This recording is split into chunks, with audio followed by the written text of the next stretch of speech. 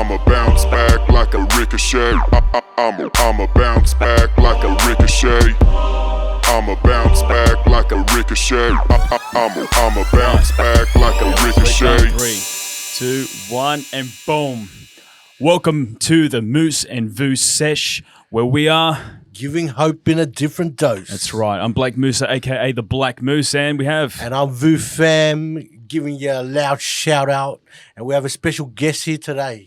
That's right. It's Daniel Wagner, a very, very good friend of mine. I've known him for the past decade, and I just want to add on. I really appreciate not only you coming here for us to have a chit chat, but your friendship. I really do value it, and just the bits of pockets that you have deposited into me concerning just growing up as a Christian and just getting my mind right. I mean, that you need good men in your life, right? That's right. Good, good men of God, and you are definitely one of them. I do appreciate it. Yeah. It's funny that too. I was having a conversation with one of the other brothers, and I asked him about you, and he said to me, Daniel Wagner's like a father to me. Yeah.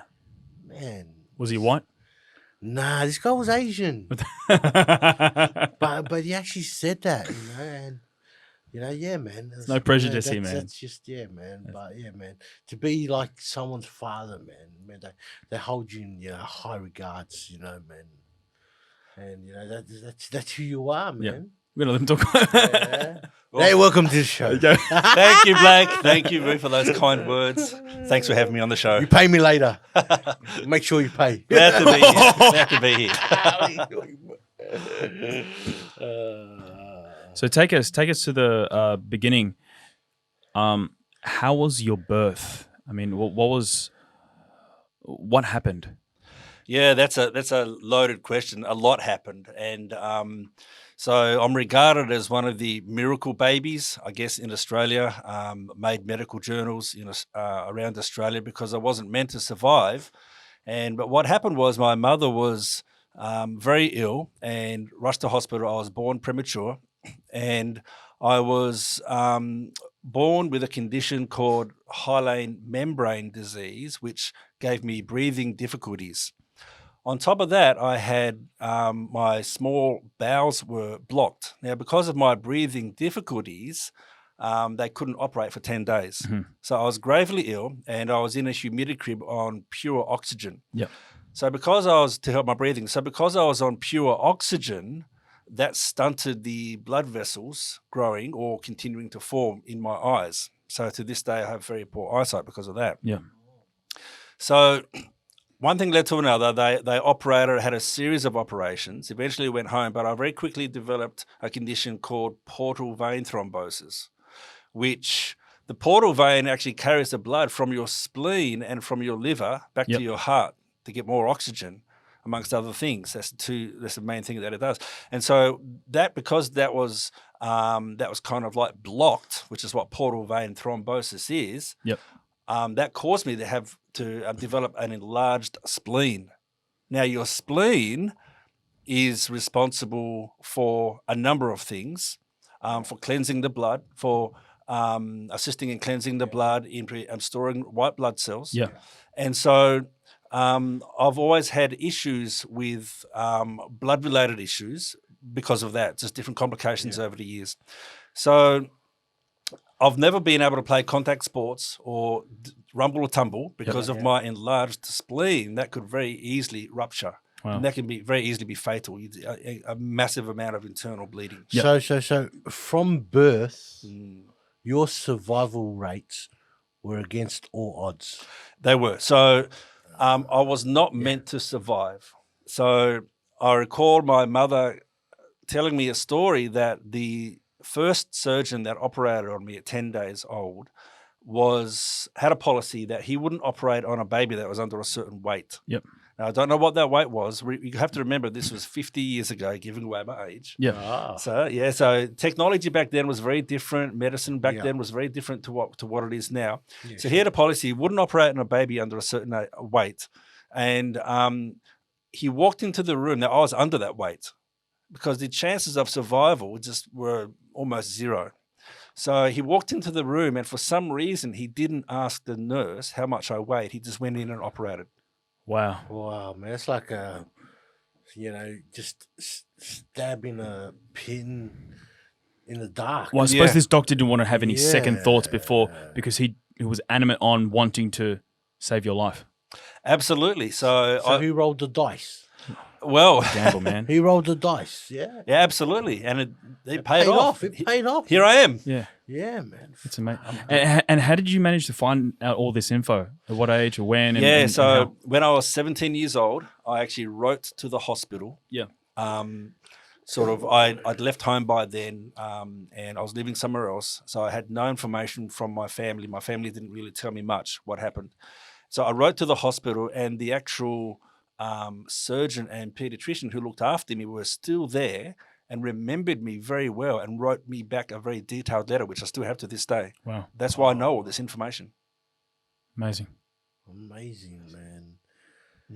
And what are the chances of that? The same surgeon, 17 years later. Nowadays people just move around Yeah. they just get shifts from here to there and there. And man, the same surgeon that actually operated on you, man. He was still there. Yeah, man. Yeah, that's right. How was family life like, and life in school? Did the problems at birth? Growing up, did aside from your inabilities, somewhat, did you have any difficulties in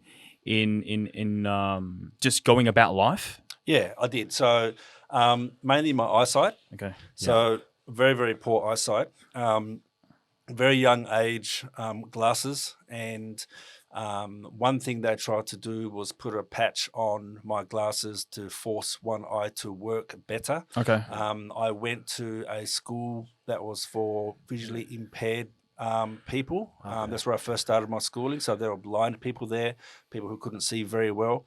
That's how my school years started. And that's where I was wearing a patch, always in and out of doctors' surgeries, optometrists, different doctor surgeries and so forth. On top of that, there was continually checking of my spleen and blood tests and so forth. So a lot of visits to the doctors. I do recall that. I can't even go to the doctors just to get like a simple, normal, just every day. What do you call it? Just a checkup. Man, I'm even terrified to go just to find out what I have. You know what I mean? Well, you probably won't get enough time now because we are doing this during the pandemic. But yeah, man, but yet, you go, as a young child, you go in there, man, and, man, it must have been tough, like frequently visiting the hospital, man. What? To me, it was normal. Yeah. It became normal. It became normal. That's what I grew up with. And that was normal. Yeah. We're going to the doctor again. We're going to the optometrist again. I'm getting my eyes checked again. Another pair of glasses. Yeah. Another trip to the hospital. So you go like when you went to school. Did you experience like getting teased or anything, or no, not really. Did you have it do you have any brothers and sisters that would help you, or Oh, well, I've got a mixed family. So what do you mean by mixed? Tell us about mixed. All right. I'm mixed. Yeah, Moose is mixed. I'm mixed up. He's he's mixed up. Yeah. So I've got an older brother. I've got two older brothers. One died at birth, and I've got an older brother, my second oldest brother, who's still alive today. And then I was born. And my mother had a lot of complications, sort of having children. And so she wanted more children, so she decided to adopt. Oh. So she approached the government in Tasmania, which is where we lived, and they decided to adopt an Aboriginal baby. And so my mum tells a story that they did all the paperwork. A few days later, they got a phone call, and the person on the other end of the phone said, well, would you consider taking 2 Aborigine babies? Wow, 2 for the price of 1. Wow. Absolutely. So my mum and my dad both said yes. So there was my brother, there was myself, and these two Aboriginal babies. And so we were all about 1 year apart. So we all grew up together. So to me, that was normal life. This was my family. This is my blood family as far as I was concerned. We just grew up together. So going to school in that, would the other kids see it as different, or did you ever go through that experience of, you know how kids are like, man. They're monsters, man. I mean, obviously, even back then, it would have been worse, because that would have been the 60s, wouldn't it? Like, or 70s. 70s. Sorry. I'm putting up your age there. But in the 70s, the racism would have been more, rampant, would it? Yeah. Look, my recollections are I don't remember much racism. It was just business as usual. Yeah. Now, one contributing factor may be the fact that we lived out in the country. Okay. So we lived on a farm. So we went to a large like farming type school. Yeah. And, everyone was pretty laid back. You go home and you're shearing the sheep, or you're milking the cows, or, and it was just a very laid back country feel. So, that was the environment that we lived in. So, as far as racism, I mean, there may have been some, but I don't really recall it.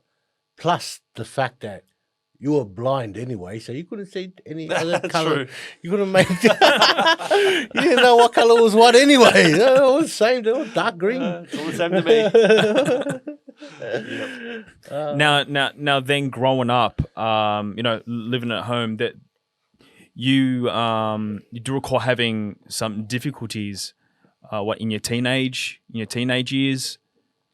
Yeah, it actually started before my teenage years. So my parents divorced when I was, I think, maybe 5 or 6 years old. Yeah. And my mum quickly remarried again, or rather hooked up with another guy. And then I think a few years later married him, but he kind of moved in. Yeah. So that caused, I think, a lot of friction in the home. Yeah. So, again, you're just a kid. You just take it on the chin, and this is what life dishes out to you. It's normal. But looking back, so I suppose you were sort of treating this episode in your life as the previous things, just with your siblings, and regularly going to the doctors and all these things. This is going to be normal, and I'm just going to just fit into the routine. Yeah, absolutely. Yeah, you just go with the flow. Yep. Yeah. But then the one thing that kind of stands out is that that this guy is not your dad. Yeah. And then as you get older, you start to feel, issues of rejection and resentment. Yeah. And then, he was a bit of a violent man. So there were things happening in the home, different forms of abuse that started to take its toll. And on top of that, my oldest brother, he went to live with my dad, who'd since moved interstate. So there was me and my 2 other siblings left, And so we grew up in a very, I would say, interesting environment. Looking back, my mum tried her best, I guess, but, living with this man who had a history of all sorts of things happening with other children and other families, and now moved into our home. Yep. That caused a lot of issues, and that one thing led to another, and there started to be arguing, and then fighting, and physical, beatings and different forms of abuse, and it just escalated from there. So leading into my teen years, one night we were again fighting, and I feel sorry for my mum. She was there and just yelled at me and just said, "Get out, don't come back," because she had enough. Had enough of you, or I think had enough of the fighting. You or the so-called man? I think just she had enough of the fighting. So I don't know that she was particularly laying blame to one individual. Yeah. She just wasn't happy with the environment that was in the home. So wow. So this is in the Tasmanian winter, freezing cold. I remember my clothes were torn. I had things thrown at me, so I had things sort of on my clothes stained, and I was wet. At this stage, how old are you? I think I was either 14 or 15 years old. Man, you're a tough bloke. Oh man, man. I understand where you're going from. Man. Yeah, so I left Man, home, and my mum said, "Don't come back," and I never did go back. Wow. Yeah. I never went back there to live. Yeah. That was when I left. Yeah, because man, I tell you something, man. I left home at your age as well. You know, and I got into so much mischief, man. Yeah, at 14, 15, man. 15 years old, man. I was arrested with someone in the boot of my trunk, in the boot of my car, man. At 15. At 15 years old, Man. I was arrested, man. Man, and I know how it is. I understand how it is, man.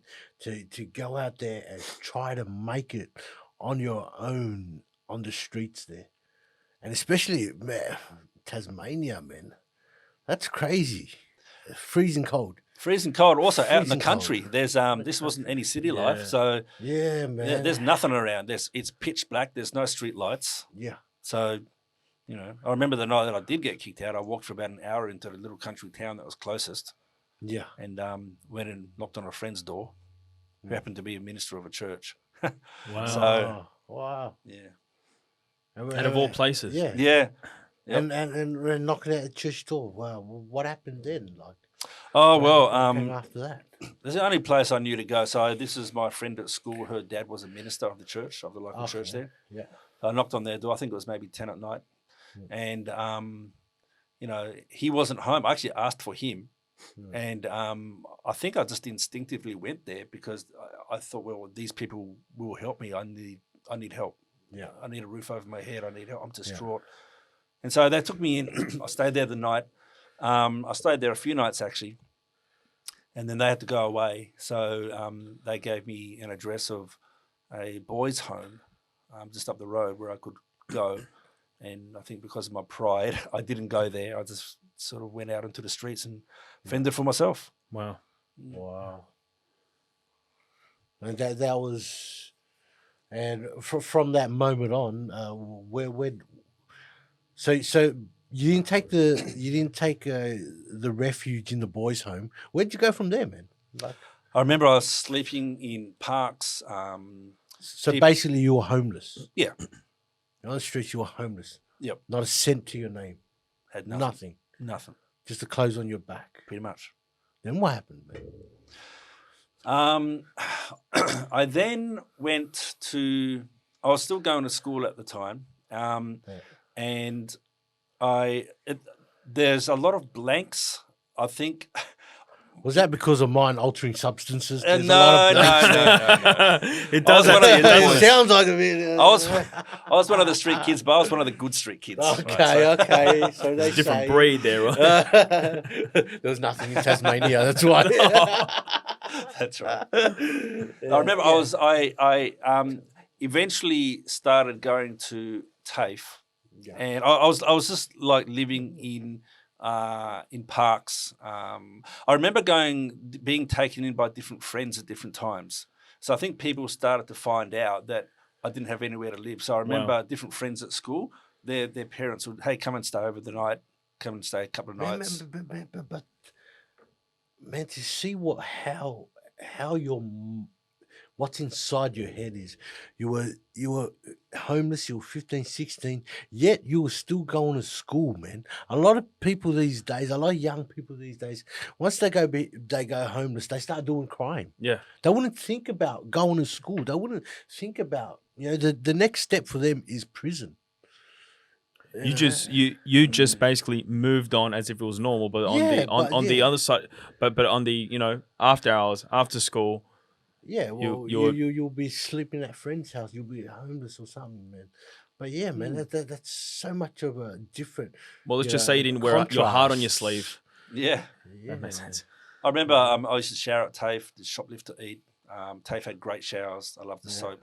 Woolies had Leather, great food. Imperial leather. I remember it to this day. Loved it. Nice hot showers every morning. We're not being sponsored by Fantastic. them, unfortunately. Yeah. So what led you to Sydney? I was basically work. So I was, one thing led to another. I got a job. Eventually left TAFE, got a job, and then I just saw the lights of the big city, I guess. Right. And I just wanted to move on. Yeah. So I had only ever known Tasmania. Yeah. And so I first went to Brisbane, actually, and I worked there for 6 months. I got a job with the government. That's amazing. That's amazing. From birth, then the family, then living on the streets, and now moving interstate. Yeah. It's amazing. Yeah, so I remember from prison to prison. Nah. That's about it. Most interstate I've been doing. I remember in Brisbane, I walked into, they called it, I don't know, some Department of Social Security back then, I guess what you call Centrelink nowadays. Yeah. So I went in there looking for a job. I used to work for Centrelink. Oh, right. I went in there looking for a job, and there was one job advertised, and it looked like the skill set that I had, some things that I'd done in Tasmania, my first job. Yeah. And here's this sort of kid kind of from Tasmania, probably looking a bit rough. And I remember clearly the guy at the counter said, no, this job's not for you. Yeah. Don't even bother applying for it. Yeah. So I said, I persuaded him to let me apply for it, and I got it straight away, and it was working for the government. So it was great. Wow. My first job. Awesome. So I was there for 6 months, then moved down to Sydney. Cool. Oh wow! Now you now in Sydney, man. I've known you for a couple of years now, and I wouldn't have picked it. Like first time I met you and your wife, and I was surprised. Your wife's Korean, your wife's Asian. She sure is. South Korean. Yeah. And what surprises me is I think I asked you this question the other day. Do you speak any Korean? And you said no.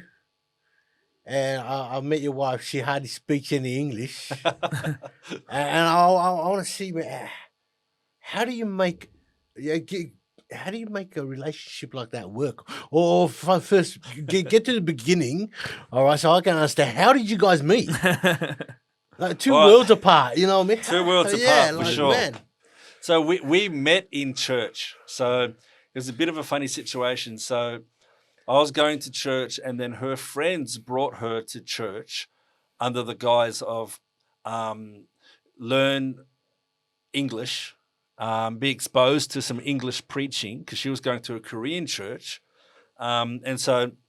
Anyway, she was living in Australia? Absolutely, yeah. She was living in Australia by then. So it's like extra curriculum English classes. Yes, absolutely. We'll take, yeah. That's cool. All right, yeah, cool. Absolutely. And so I remember meeting her once or twice, and she was just another person in the crowd. And I actually remember what she wore, and I looked at her and I thought, I don't like those clothes, and I don't like her.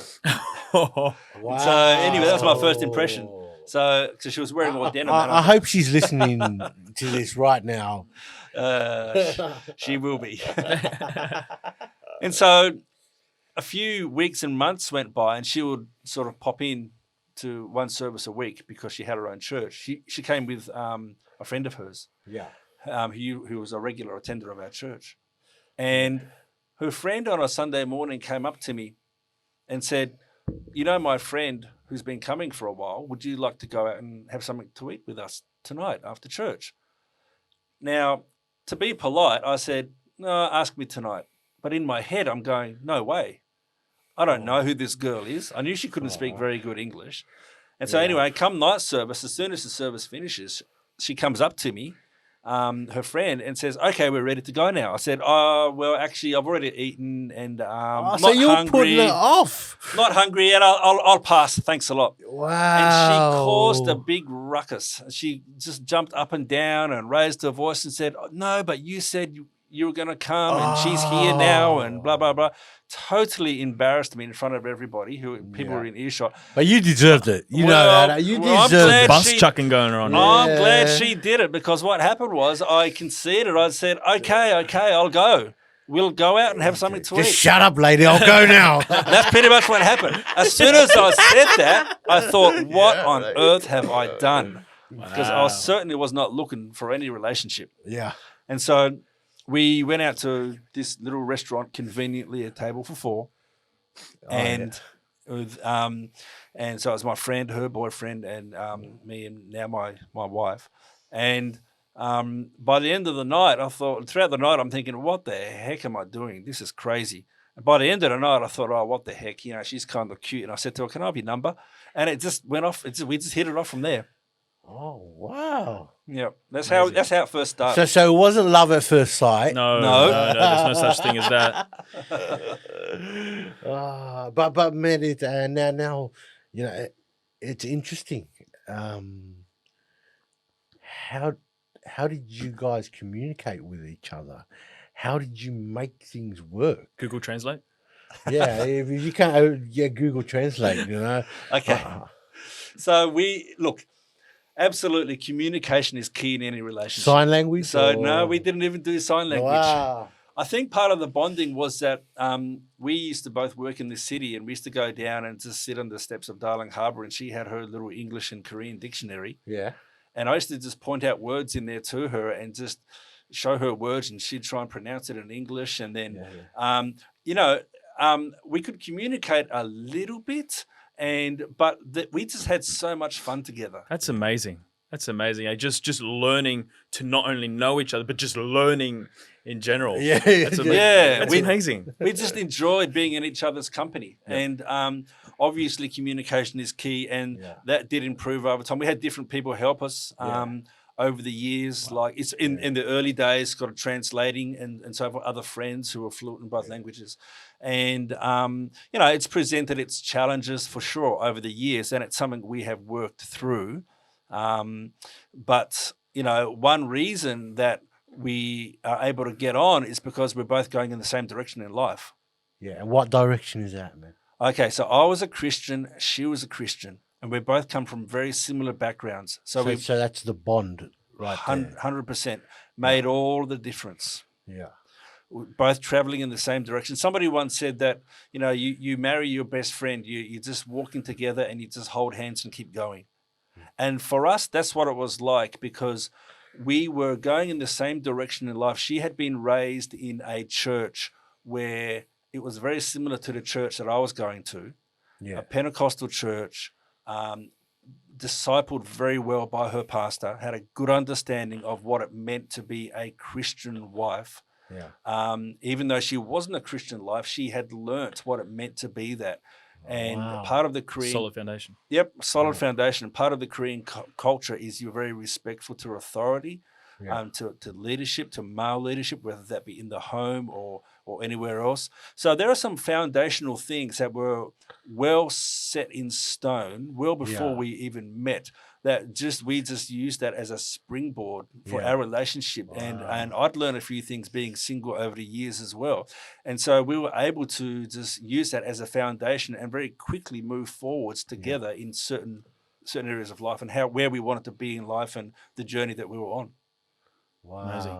A man against all odds, from birth to even now being married. That's amazing. Yeah. We've got some more conversation coming after this. We're just going to take a little bit of a break. This is the Moose and Vu podcast. Be with you guys soon. Hey, we're back. We're back to the Moose and Vu Sesh. Did I say Moose and Vu podcast before? I don't know what you said. It's the Moose and Vu Sesh. Sounds good. That's going to be the household name. Remember to subscribe to our YouTube channel, all of our socials, along with your favorite podcast app. We're here with Daniel Wagner, from birth to now being married, a great, a model citizen and a person and a man of influence around him in his workplace and even in the local church is amazing. And against all odds. Against all odds. Against all odds. That's it. That is the title. That is him, man. Yeah, you can take that for free, by the way, Daniel. Yeah. That's amazing. So, from birth even to now, or even before you became a Christian, what quality in your life can you attribute for you going against all odds in those very episodes in your life that you were talking about? Oh, if there's one word I would think of, I think it would be tenacity. Tenacity. So that's just the drive that you're just going to get something done no matter what, or you're going to go somewhere no matter what. And Survivor. Survivor. Survivor. So, I think that's God makes us all different with different personalities and different traits. And I think one thing that God put in me, and maybe for a reason, God knew what was going to happen, is that tenacity. I mean, I'm just a real bulldog. I'm just going to get it, no matter what's going to happen. And there's a real drive in me. So I think that has kept me going through the tough times and the difficult times. And I'm just thinking, well, I'm gonna push through this, and I'm gonna come out the other side of this, and I'm gonna just keep going, and I'm gonna fight and see what happens. And here I am. That's amazing. And do you recall maybe an experience in your Christian walk that would attribute to that tenacious characteristic? Yeah, well, there have been times where, as a Christian, in just any arena in life, really, where people can really hurt you, and it might be a bit of your doing, a bit of their doing, but at the end of the day, you just really get hurt. And I think that tenacity, that drive in me to stay the course, keep doing what I'm doing. I believe that what I'm doing in the church, being part of the church, is what God wants for me, and this is what I want to do with my life. But in saying that, I would say I've almost had excuse to walk away from that because of different things that have happened over the years, different hurts and violations. And but there's a tenacity and a drive in me that says, no, I'm going to stay the course. I'm going to run the race, as the Bible would put it. And I'm glad about that, because that's kept me safe, and it's kept me sane, and it's kept me on the right track. Yeah. So in answer to your question, probably different times when you've been let down, when you've been hurt, and you've almost been derailed. Yeah. And it's that tenacity that will keep you on the track and keep you going. Yeah. So it's like you were born a fighter. From the moment you were born, you were fighting for your life. Absolutely, I was. You were just constantly fighting. Absolutely. That's that's what made you who you are today. Is from that constant battles and battles. Yep. And yeah, man, it's you mentioned church and being in church. What I do look and appreciate and admire with you. I remember just for one thing, going out in the streets and you witnessing to just young men, and even ministering to people in church. Just again, just teenagers, young adults. You can be relatable. You can get down on at their eye level and just speak and minister to them and bring encouragement. Now, obviously, look, I'm not here to offend. There is an age bracket. Okay, well, clearly you've noticed these good looks don't. I thought he was younger than you, Moose. I thought he was younger than you. I think he's Mac free as Mac blunt. I think. The only Mac I can see here is. But all jokes aside, what can you attribute to, or how are you able to relate to the youth? It's very simple. You have to be able to put yourself in their shoes. Yep. Yeah. So I can't speak for everybody. I can just speak for me. When I look at somebody, I can quite easily gauge where they're at or how they would perceive the current situation. Did that come from your experiences as being able to have that set of skills? Was that, from years of experience as you were growing up, or where'd that come from? I don't know if it was experience. I would probably say that's again something maybe that God has put in me, part of my personality. Yeah. When God formed me.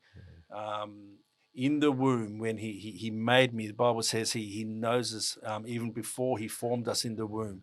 And God looked down through time and goes, Daniel Wagner, this is the personality I'm going to give him for a purpose and for a task. And that is one of the things that I have in my sort of little toolkit, I guess, is that's part of my personality. Yeah. And that plays out in, you mentioned Blake, in the church and ministering to people, that plays out in all walks of life. It's just not in church. At work, that's right. I can see things from a customer's point of view, which is why I can service that customer. Because I understand where they are coming from. At a human level, ministering to people on the streets or in the church, I can feel where they're coming from. I can put myself in their shoes, and I get it, what their mindset is, or how they might be perceiving this, or how they might be feeling. I get it, and so I can relate to them. So it's not a skill; it's actually God given. Yeah, that's right. I mean, it's something that you can't further explain. Yeah. As with our previous episode, you experiencing and encountering God in that little prayer room, right? Yeah. It's just something that you cannot, further explain. How can you Yeah, explain can't God? explain it. Yeah, man, you can't, man. He explains himself. He shows up. All we got to do is just testify and witness because of what we've seen and heard, right? Yeah, I think there, to add to that, there is obviously something that's been put in you by God, but then there are things that are also refined over the years. And so you mentioned, is it something that you've, through your experiences? Yeah. So I think it's a bit of both. Probably mainly God set the groundwork. God set that baseline, put certain things in us. Then as we grow and we experience things, we sort of critique and sort of and those skills, and we learn things. We become wiser. We become a bit more streetwise and so forth. So it's a bit of experience as well, I would say. Yep. Absolutely. That's right. Yeah.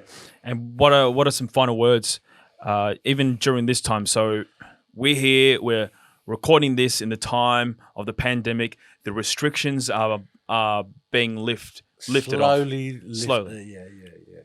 What are some final words? Anything that you would want to say to encourage? One of my favorite scriptures in the Bible, Jeremiah, for I know the thoughts I have towards you, says the Lord, thoughts of peace and not of evil, to give you a future and a hope. Wow. So that's written in the Bible. There's a lot in that scripture. So what are the two things people are looking for today? They're looking for hope. Yeah. They're looking for peace. And so in that scripture, the Bible says that God is going to give you that. That is God's plan for your life. Yeah. So, and he has thoughts of peace towards us and not evil. So he's a good God. He's a father to us. Yeah. So what I would say to people is that in your journey in life, you need to be connected with God. Yeah.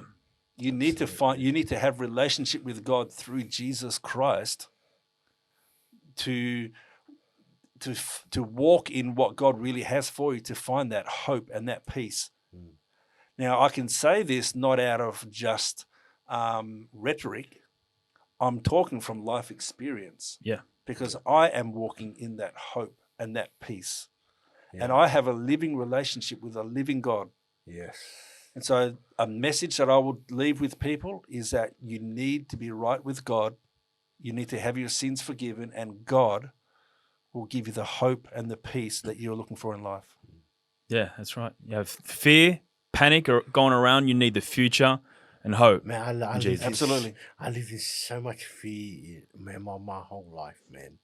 Yeah, it's absolutely, the levels of fear that I lived through, and now, man, having that peace, man, through Jesus Christ, man, it's an absolute miracle, man. It is a miracle. It's an absolute miracle, man. The violence that I've been through, the violence I've seen, and now, man, just seeing things in a different light as well. Yeah.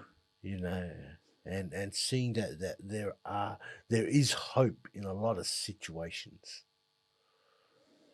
Man, maybe we don't see it, but sometimes we just got to put our trust there to someone that knows what he's doing. Yeah. God for sure knows what he's doing. So we don't understand it. We don't want to understand it, man. We just leave it with you, man. Well, I was so glad that, quite a few years ago now, I just said a simple prayer. And I said, God, I'm trusting you with my life. Yep. I'm asking you, God, for forgiveness. And God, my life is in your hands. And God just came through, and it was wonderful. And here I am. Amazing. Against all odds. Well, that's all the time that we have. This is the Moose and Vu podcast, and we have Mr. Against All Odds here, Daniel Wagner. Thank you again so much for sharing your story with us. Thanks for having me. For being here, and be sure to subscribe our socials, YouTube channel. Listen to us on your favorite podcast app. Man, can I say it again? We're giving hope in a different dose. That's Boom. us. Black Moose Vu, Moose Vu Sesh, signing out. I'ma bounce back like a ricochet. I'ma bounce back like a ricochet. I'ma bounce back like a ricochet. I'ma bounce back like a ricochet.